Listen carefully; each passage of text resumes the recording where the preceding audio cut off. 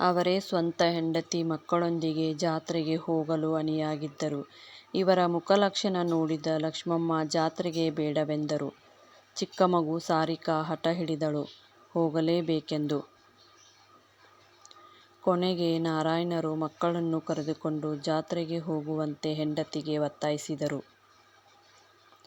ಸರಯು ಅಪ್ಪನ ಜೊತೆ ಇರಲು ಹಠ ಮಾಡಿದ್ದರಿಂದ ಲಕ್ಷ್ಮಮ್ಮ ಸಾರಿಕಾ ಇಬ್ಬರೇ ಹೋದರು.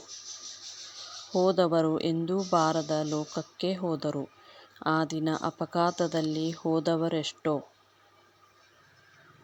ಅಮ್ಮ ಸರಯು ತನ್ನ ಕನ್ನಡಕ ತೆಗೆದು ಕಣ್ಣೀರು ಒರೆಸಿಕೊಂಡು ಆ ದಿನ ತಾನು ಸಾರಿಕಾಳಂತೆ ಹಠ ಮಾಡಬೇಕಿತ್ತು. ಯಾವ ಅರ್ಥವಿದೆ ತನ್ನ ಬಾಳಿಗೆ? ಸರಯುಗೆ ತಿಳಿದಿತ್ತು, ಇಂದಲ್ಲ ನಾಳೆ ರವಿಯ ಬಗ್ಗೆ ಅಭಿಯ ಅಭಿಪ್ರಾಯ ಬದಲಾಗಬಹುದೆಂದು. ಆದರೆ ಅಲ್ಲಿಯವರೆಗೂ ತಾನು ಬದುಕಬಹುದೇ? ಮತ್ತೆ ಕನ್ನಡಕ ಹಾಕಿದಳು.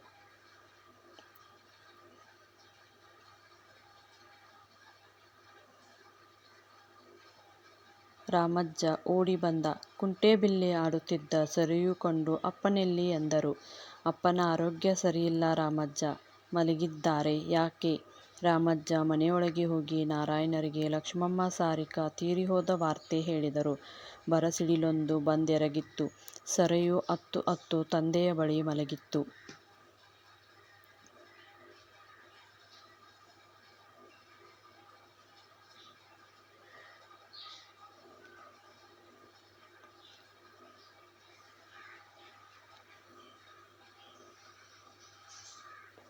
5 ತಿಂಗಳು ಕಳೆಯಿತು. ನಾರಾಯಣರ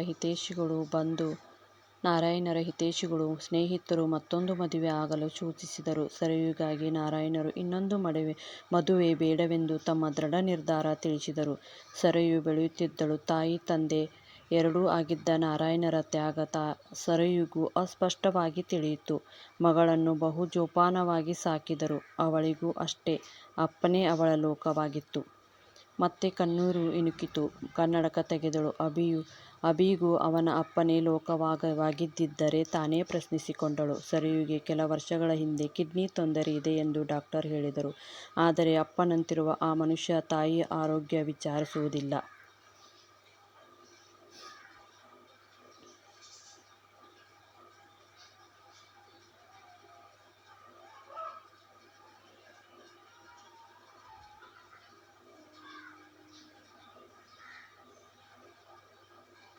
ಹಗಲು ಹೊತ್ತು ಕೆಲಸದ ನೆಪ ಹೇಳೋ ಈ ಮನುಷ್ಯ ರಾತ್ರಿಯೂ ಮನೆಗೆ ಬರಲ್ಲ. ತನ್ನ ತಾಯಿ ಅಲ್ಲದೆ ಬೇರೆ ಯಾರೋ ಇರಬಹುದು ಎಂದುಕೊಂಡ ನನಗಾಗಲಿ ನನ್ನ ತಾಯಿಗಾಗಲಿ ಈ ಮನುಷ್ಯ ಮಾಡಿದ್ದೇನು? ನಾನು ಇಷ್ಟಪಡುತ್ತಿದ್ದ ರವಿ ಅಂಕಲ್ ಇವರೇನಾ? ತನಗೆ ತಿಳಿಯದಂತೆ ರವಿಯ ಬಗ್ಗೆ ತಿರಸ್ಕಾರ ಬೆಳೆಸಿಕೊಂಡಿದ್ದ.